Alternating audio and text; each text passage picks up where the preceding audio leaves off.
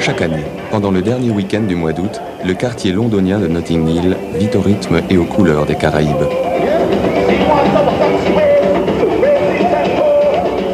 Pendant les 2 jours que dure la fête, le dimanche et le lundi, plus d'1 million de personnes envahissent les rues qui donnent sur la célèbre Portobello Road. Le carnaval de Notting Hill reproduit celui de Trinidad, une île des Antilles où il est né à l'époque de l'affranchissement des esclaves. Il doit sa réputation à ses steel bands, au calypso, une danse jamaïcaine et à ses somptueux costumes. En 1965, des immigrés venus des petites Antilles organisent le premier défilé à Notting Hill pour manifester contre la discrimination raciale. Le carnaval, fête de la minorité noire, est devenu le puissant symbole du brassage de la nouvelle société.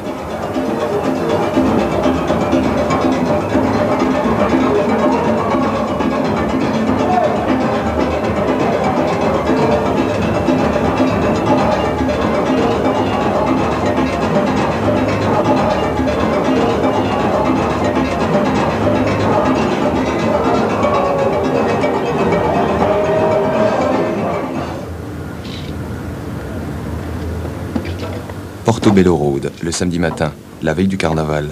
Toutes les rues alentours sont barrées.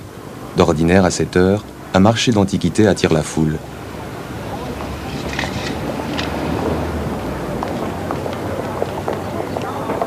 Les boutiques ferment, les commerçants barricadent leurs vitrines, comme pour se protéger d'une invasion ennemie.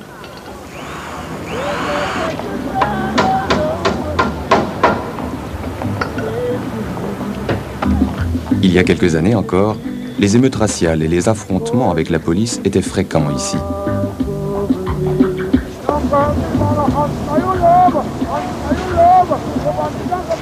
Dernier préparatif pour les groupes costumés.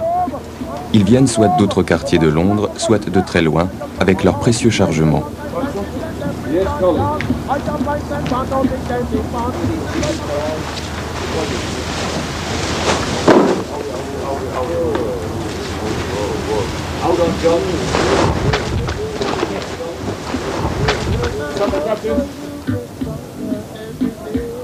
Mascarade, ou Mace Bands.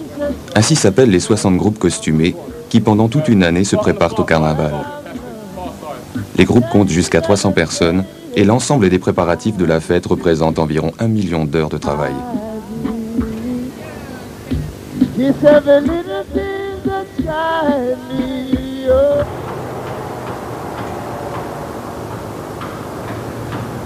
Les forces de l'ordre sont déployées. Contrairement à une autre époque, la police n'est là que pour surveiller.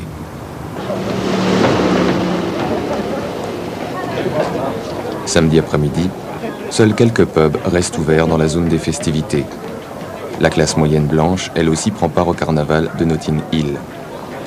Londres et son cortège de gens qui jouent l'indifférence. La vitrine d'épicerie fine, juste en face, disparaît derrière des panneaux de contreplaqué. Une vieille habitude, ou peut-être la peur de la casse.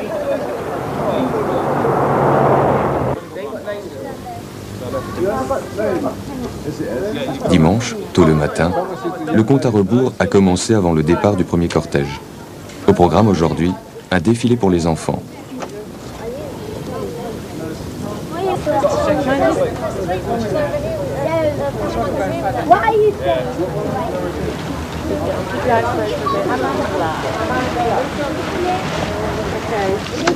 What's your name? Chaque groupe costumé adopte un thème particulier, souvent tiré de la mythologie africaine. Puis on distribue les rôles. On met au point le défilé et les pas de danse.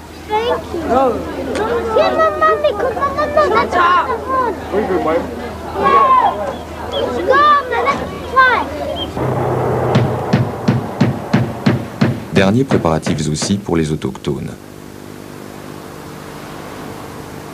Notting Hill est fin prêt pour le carnaval.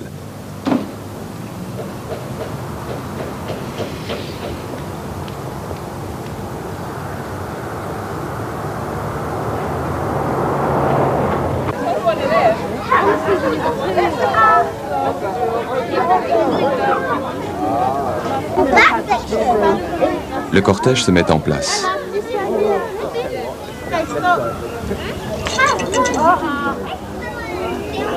Les enfants luttent contre le vent. On ne commande pas la pluie et le beau temps.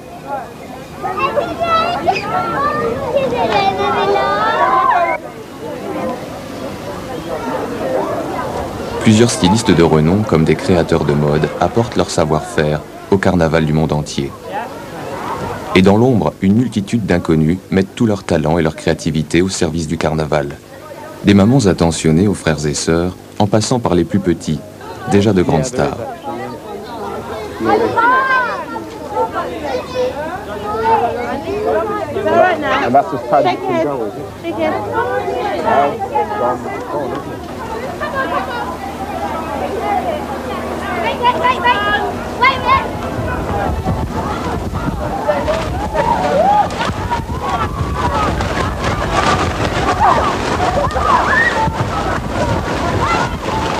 Le vent souffle en rafale, mais les costumes résistent. Ils sont tous spécialement adaptés au climat anglais.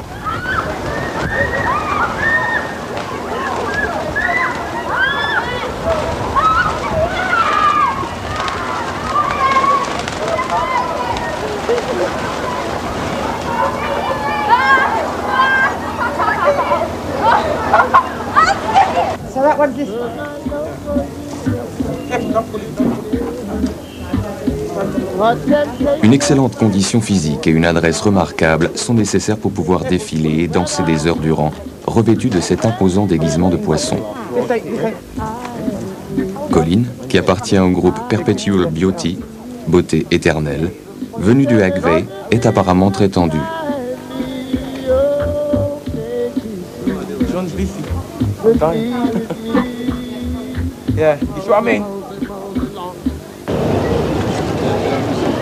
Dimanche, 11h du matin. De la station de métro Notting Hill Gate, un flot ininterrompu de gens se déverse dans Portobello Road. Ils sont des centaines de milliers à venir assister au spectacle.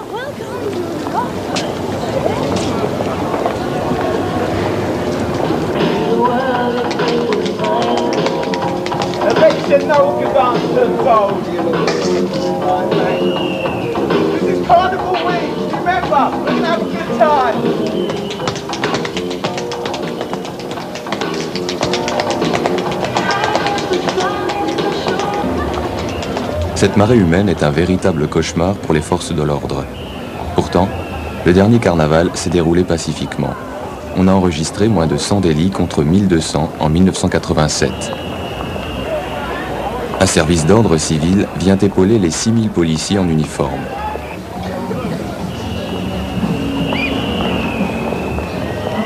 Un petit comité de citoyens veille au bon déroulement de la fête, car il s'agit là d'une manifestation culturelle traditionnelle. Ce comité se pose aussi en défenseur de l'intérêt public. Il tente d'empêcher tout dérapage commercial. Les licences requises pour tenir un stand sont accordées de préférence aux familles des environs. Les recettes iront aux habitants du quartier. Le carnaval reste soi-disant un risque pour la sécurité. Les hommes politiques anglais ont peur des masses populaires dans la rue. C'est pourquoi on essaie de mettre des bâtons dans les roues au comité du carnaval, avec un budget réduit et des tracasseries administratives. Il en faut du temps, beaucoup trop de temps pour réaliser que le carnaval contribue à l'intégration des minorités.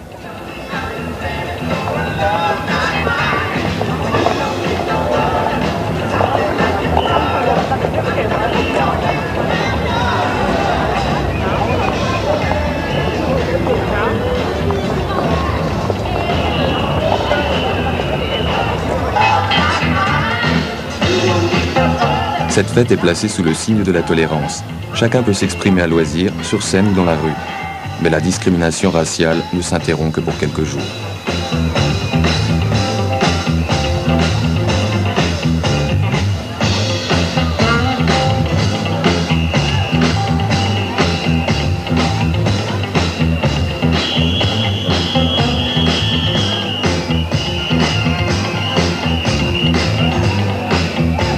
Tout le monde peut participer au carnaval. On y acclame aussi bien les grandes stars de la Jamaïque que les nouveaux groupes de Brixton ou de Birmingham. Le carnaval de Londres reste un événement qui se caractérise par une spontanéité qui enthousiasme les foules.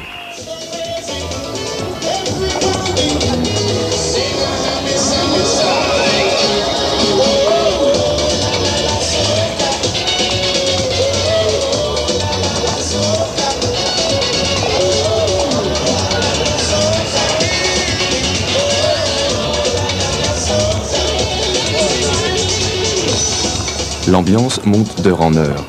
Les gens s'en donnent à cœur joie. Le carnaval est né ici, en bas de Portobello Road. Ce quartier est principalement habité par des Noirs originaires des Petites Antilles. Pendant des années, ces rues ont été le domaine des dealers.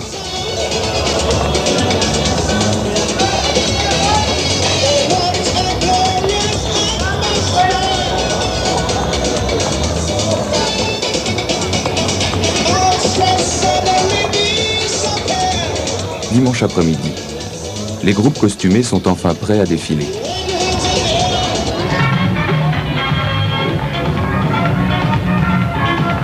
Les gens laissent s'exprimer leur corps en toute liberté. C'est cela aussi, le carnaval noir, et pas seulement à Rio.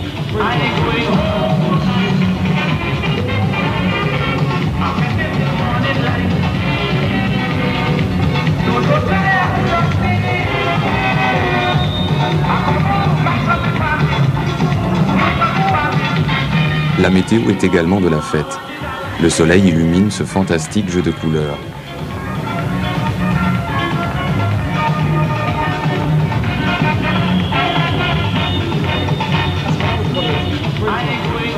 Le cortège parcourt une grande boucle.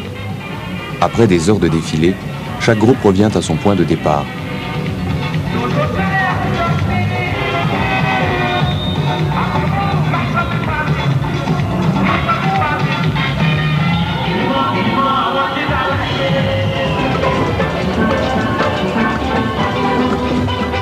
Voici le rythme du carnaval.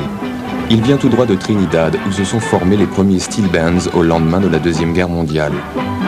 À l'époque, les instruments étaient de simples tambours renversés, des bidons d'huile laissés sur place par l'armée américaine. La Nostalgia Steel Band, l'un des premiers groupes de Notting Hill. Depuis 1963, son nom est associé à celui de célébrités telles que Toots Davidson, Russ Anderson et Ralph Curry.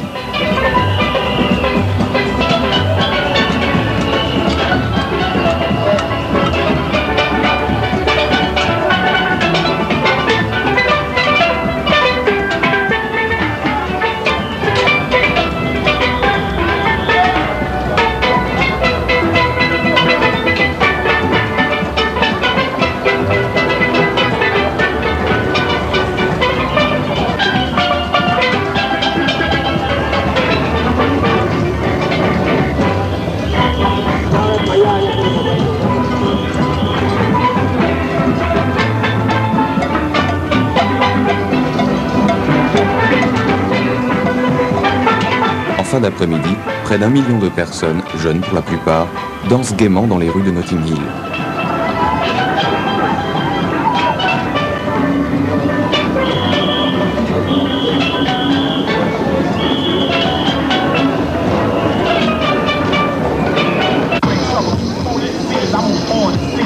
Voici All Saints Road, le cœur du quartier antillais. Ici, le rythme de la Jamaïque, déversé par d'immenses haut-parleurs, règne en maître.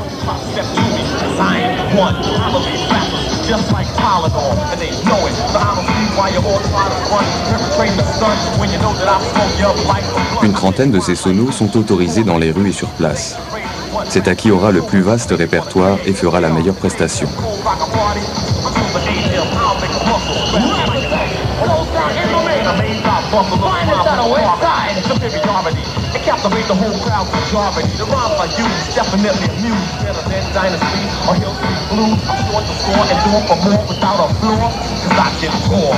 Les street parties, ou fêtes dans la rue, font partie intégrante du carnaval de Londres, au même titre que les groupes costumés, les steel bands ou les concerts live.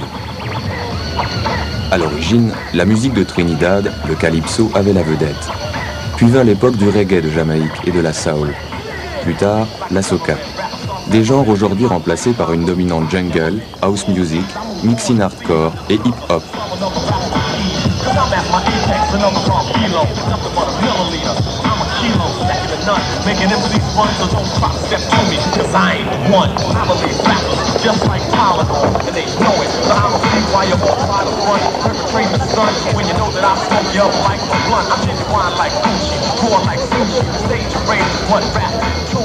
Dans cette chaude ambiance, la police fait son possible pour passer inaperçue. Il fut un temps où le moindre incident suffisait à déclencher les émeutes les plus violentes.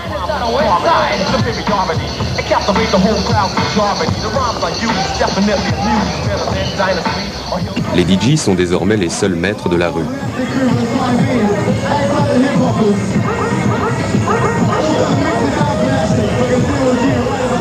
Avec leur son et leur rythme, ils ont le pouvoir d'unir les gens de toutes origines et couleurs confondues. Nulle part ailleurs en Europe, on ne voit un tel mélange de races et une telle diversité de visages.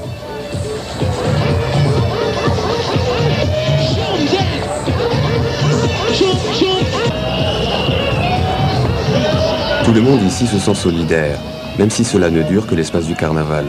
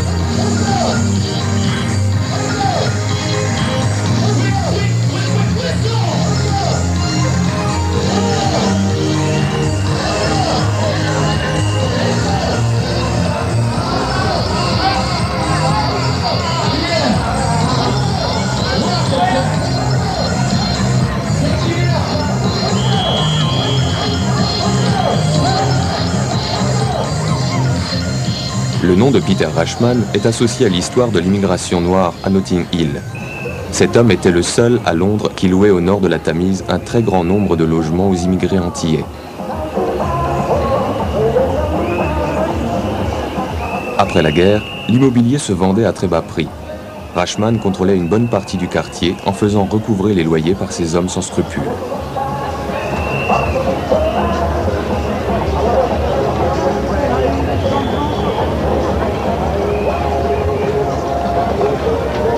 Le souvenir des temps sombres ressurgit aujourd'hui encore.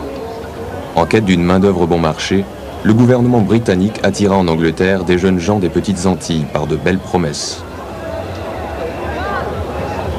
À leur arrivée, les immigrés pleins d'espoir ne trouvèrent ni emploi, ni terre d'accueil. Puis des bandes de blancs commencèrent à terroriser les noirs indésirables. Et ces derniers répliquèrent. C'est d'ailleurs tout près d'ici qu'eurent lieu les premières rixes. Ce conflit racial a donné naissance au carnaval. C'était il y a 30 ans.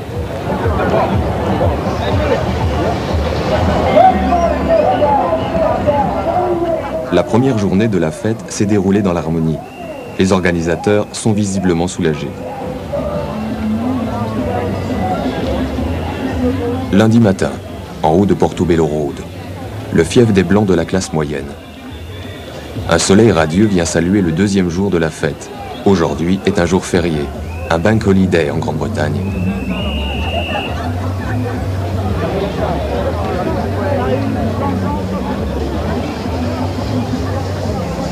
Le carnaval est un lieu de rencontre. On y croise beaucoup de connaissances dans ce bain de foule, par le plus grand des hasards. Promenade matinale dans des rues encore relativement vides. Partout, des choses curieuses à voir, une flânerie agréable.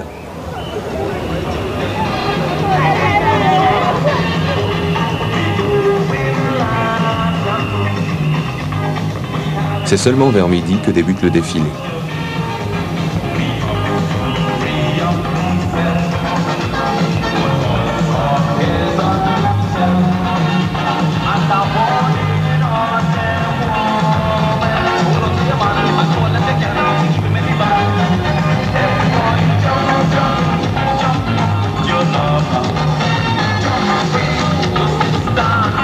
Ce groupe costumé a choisi le thème de la Vierge Noire.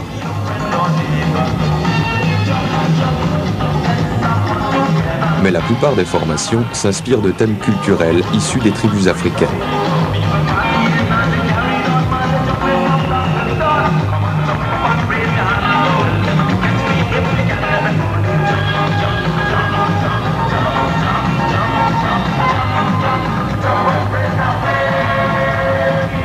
Ces dernières années, la culture afro-antillaise a pimenté la vie culturelle britannique d'une bonne dose de nouveauté et de dynamisme.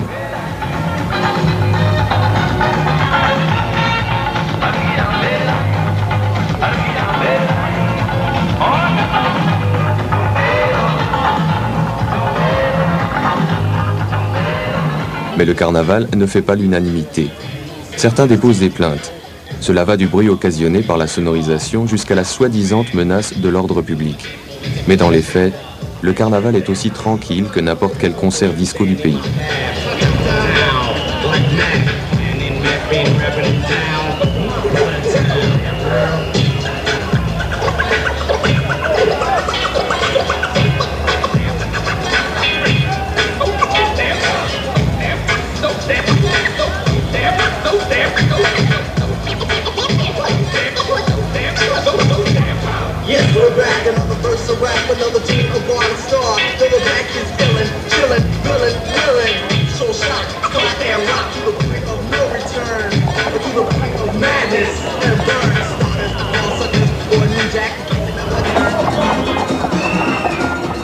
Les médias ne parlent guère de cette fête.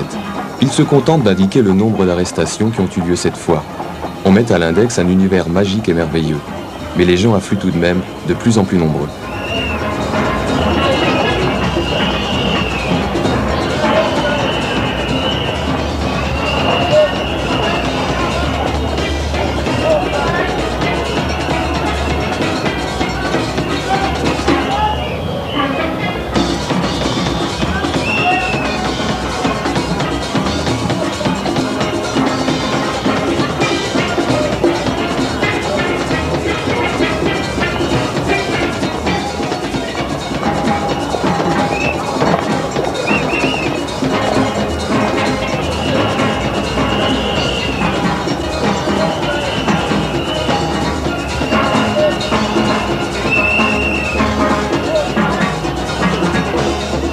Le groupe Eclipse Steel Band a souvent été récompensé par un premier prix. Sa réputation dépasse les frontières britanniques.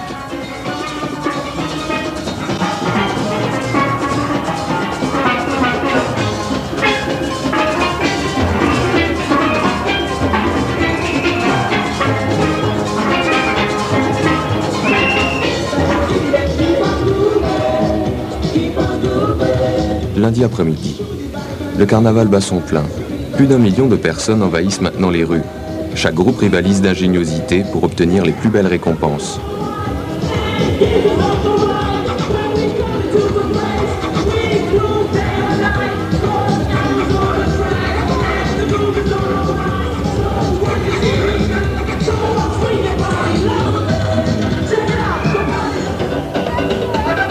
La tension monte lorsque les 60 groupes costumés défilent sur l'estrade devant le jury.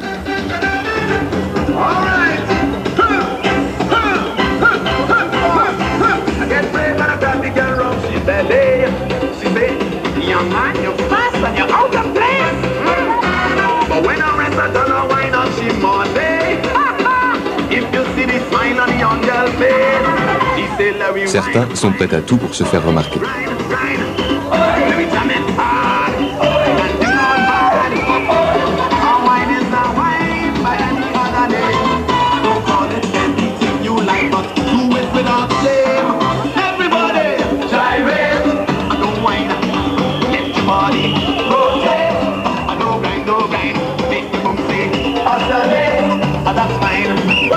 C'est ici et maintenant que sont récompensés les interminables préparatifs faits dans le plus grand secret, à grand renfort d'imagination.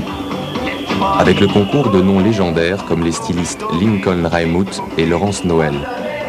À plusieurs reprises, les premiers prix sont allés à Perpetual Beauty, Masquerade 2000 et Genesis, entre autres.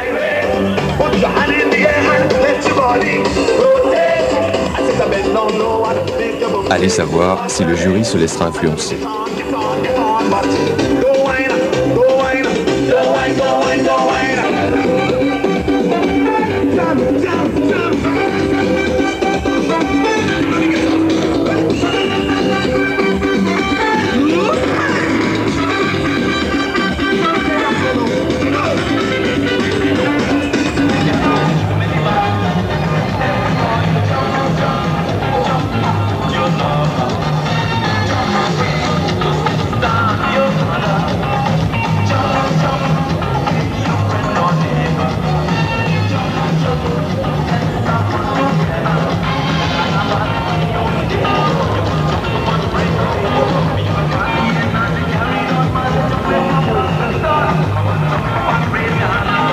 La colère originelle s'est mue en un triomphe de la joie de vivre, un hymne à la créativité antillaise. C'est aussi la preuve qu'il existe une solidarité qui dépasse toutes les barrières raciales.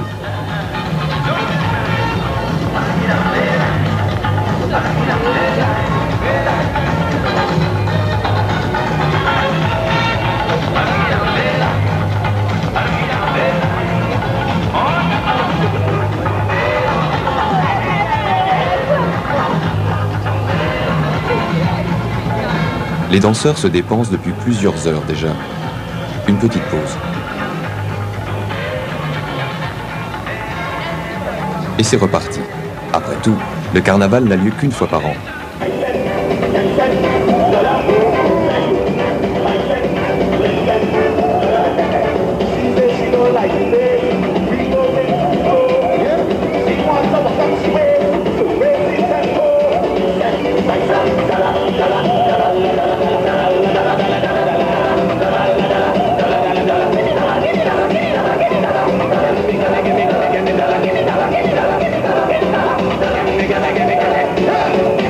Claire Holder est avocate.